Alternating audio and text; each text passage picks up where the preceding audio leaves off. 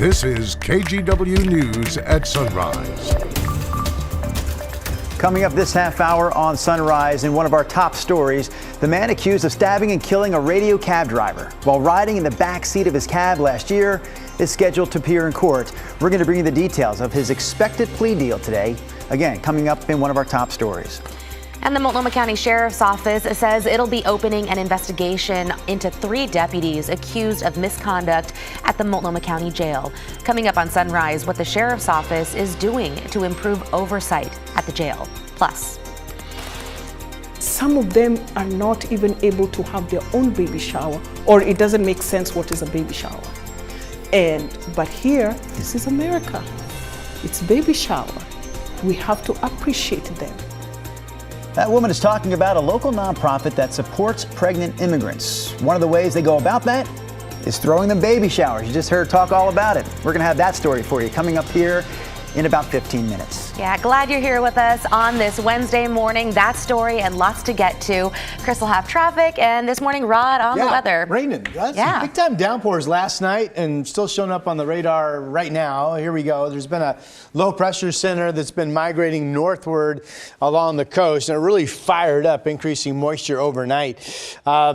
Personally, I've been surprised that the snow levels have been holding generally above the Cascade Passes so far. Those temperatures just now getting down close to 32. Check conditions if you're driving up there, but right now they don't look bad. The bright colors are the heavy rain pockets. Right now, Portland's in a dry hole, if you will, but more rain, heavy times are going to be pushing through in the coming hours as the morning commute gets going. We're at 45. Again, temperatures not an issue.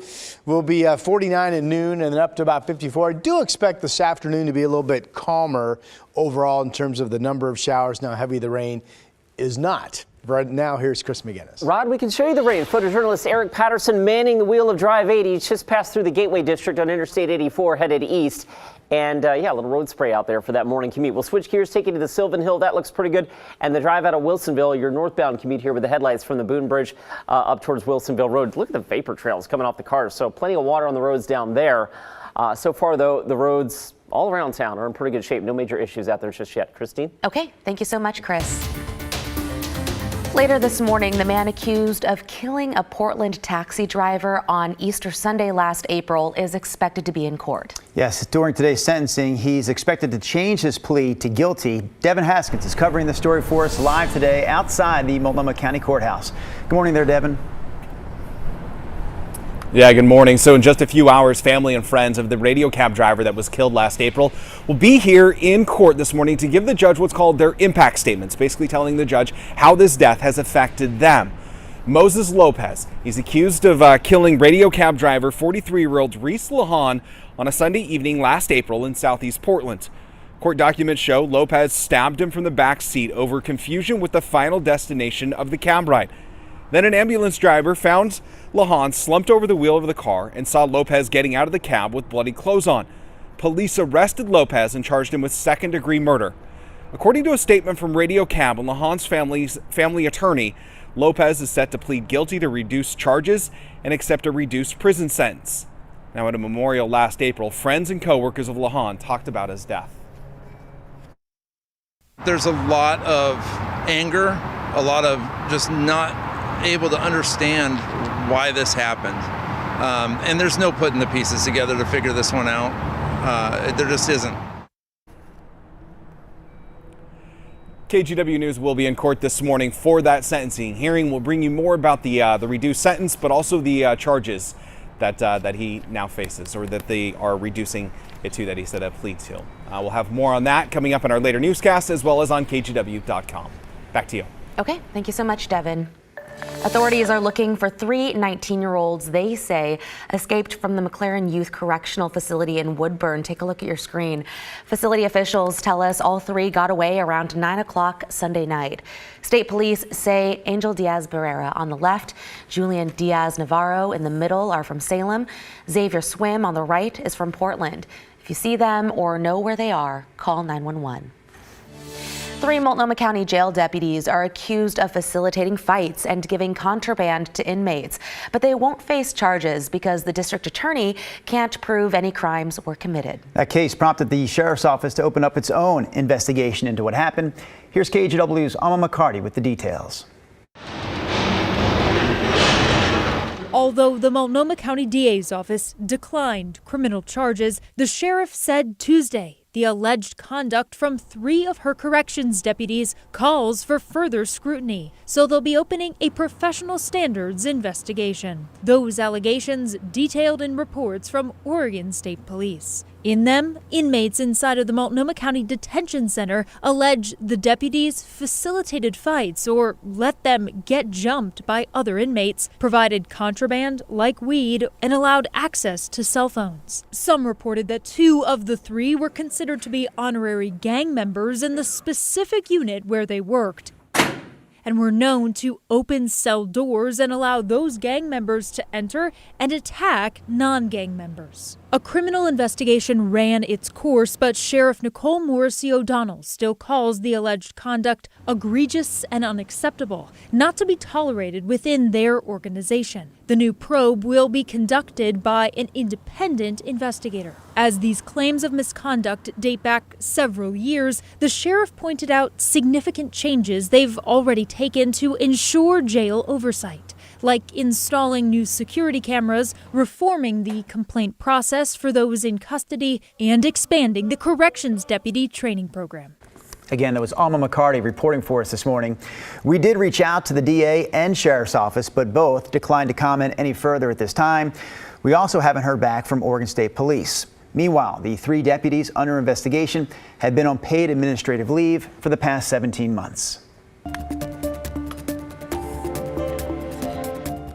The bill that was trying to keep Oregon on standard time year-round has gone back to committee after it failed to get enough votes on the Senate floor.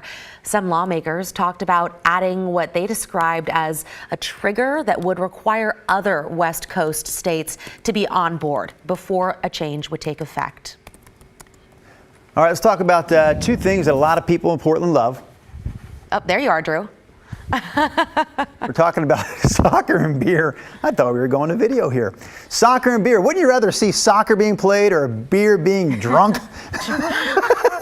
Drank than see my face? All right, the patio that we're talking about here is going to be a new addition to Providence Park for this timber season, which again, I can't believe it starts on Saturday. The patio can fit up to 700 people and is located at the south side of the stadium. Again, this is kicking off on Saturday during the timber season opener. Oh my goodness, the weather's going to be amazing. Oh, Saturday? Yeah. Really? And then it's not going to be.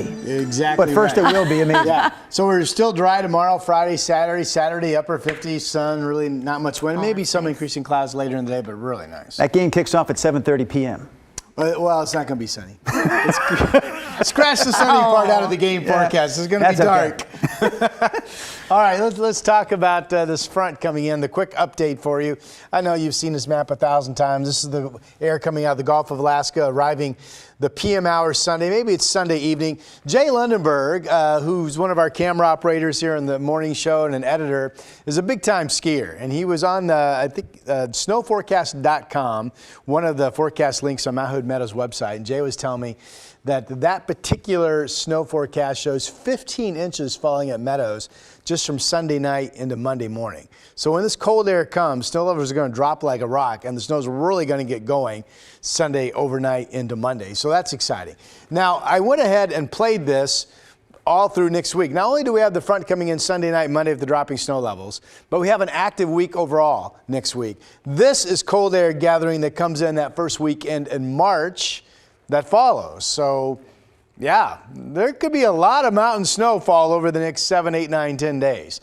This model shows you how much snow falls this Sunday night total up around Mount Hood through Tuesday evening, and there it goes, 27 inches.